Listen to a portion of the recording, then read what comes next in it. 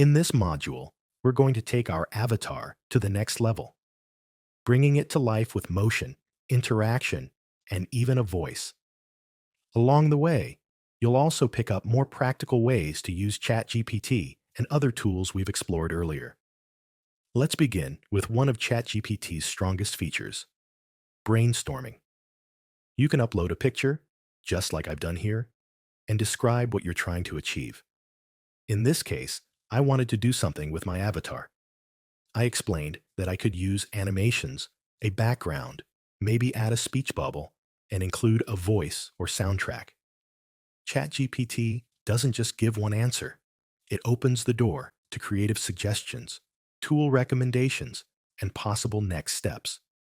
You'll have a conversation with it about what you want to explore, and that interaction propels you forward toward a finished product. That's the strength of AI. It's not just about providing solutions. It's about helping you build creative momentum. Before we continue, let's have a look at the final results. The road has been long and challenging, and just like the towering mountains behind me, we have faced many ups and downs.